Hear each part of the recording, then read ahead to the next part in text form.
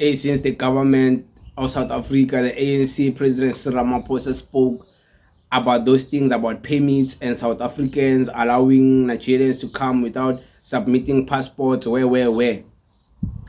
It's like, hey, they've been explaining themselves so much, they've been over explaining themselves, and I just feel like I also have to talk about this because I thought that's where it concluded, but there's something deeper than it.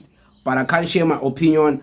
I'll allow you guys to listen to what I heard from the Minister of International Relations. His name is it Mr. Lamola? Yeah, Mr. Lamola. He was explaining this visa thing and this passport thing from Nigerians coming to South Africa and without passports, but they still have to submit passports, what this and that on the third. But you will hear from him because he's the expert. It's his department. He knows better. There is the proper clarification. Listen here. The Minister of International Relations and Cooperation, Ronald Lamola, is now joining us to unpack the importance of the South African-Nigeria Binational Commission.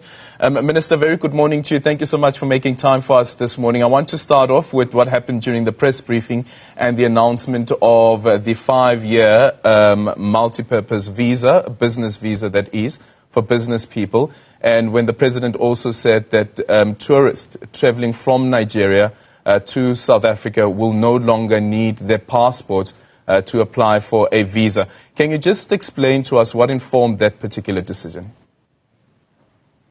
Yeah, thank you very much, Adrian, and to the viewers. Firstly, as you will be aware, with the business travelers, people doing business either in South Africa or in Nigeria, do have to have access to the companies, to the operations, and so forth. So that definitely necessitates multiple access if you are investing in a particular country and doing business in that country. So that is the same for our companies in Nigeria, but it's also the same for the Nigerian companies invested in South Africa. And these are people that are already running businesses or intending to run. And that will be done in line with the Home Affairs, immigration laws, and so forth. So that is what has emerged from the engagement of this binational commission. And the second one, with regards to tourism, is just an issue of practicality in terms of applying for visas to come to South Africa.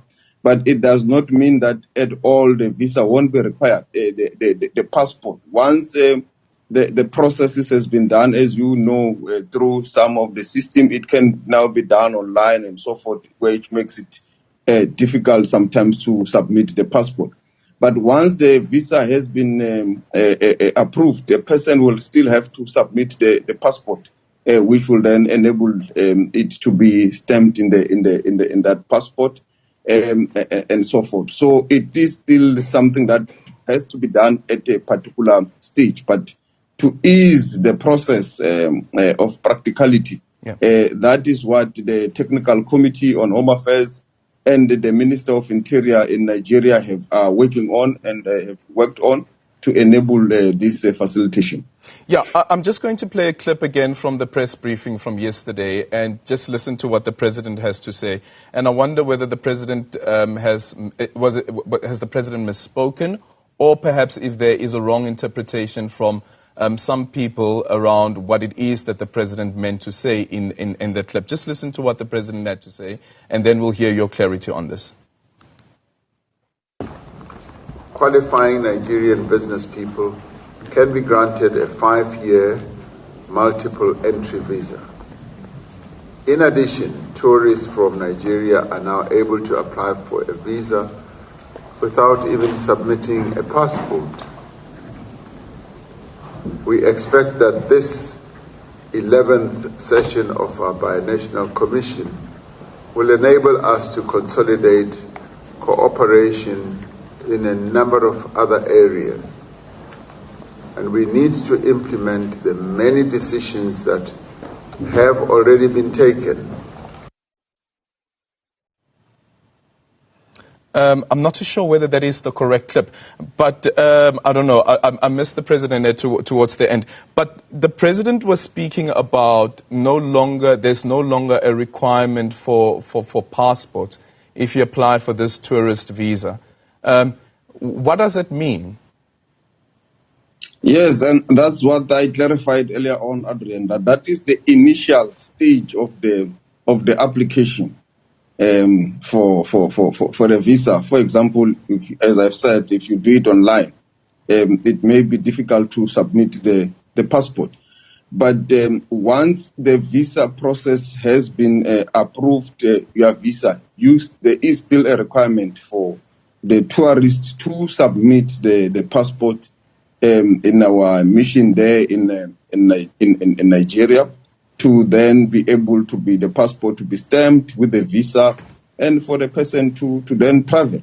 The president was speaking of largely the process and what informs this aspect. Therefore, we are providing the details of that, and I believe also Home Affairs will be able to further clarify and give certainty to the travelers from Nigeria into South Africa in regards to this process, and also travelers from our country same to Nigeria, which we continue to encourage, because we want to see more of people-to-people interaction between the two countries. Yeah, when you met with your Nigerian counterpart in the speech that you read, you also spoke about the importance of people-to-people relations.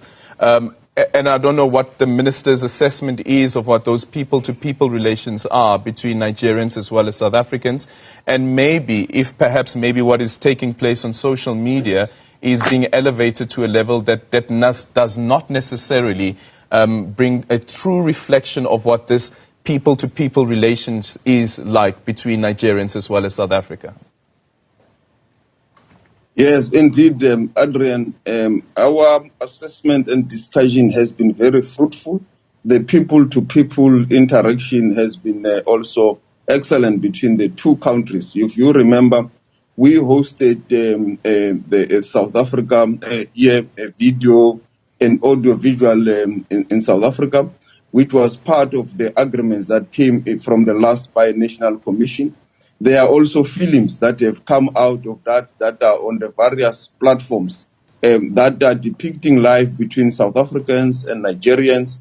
There is a lot of culture interactions between the two countries, and you also see it in some of the platforms of arts and culture, entertainment, the influence of Amapiano in Nigeria, and also the influence of Afrobeats here in South Africa, and also the tourism that is happening.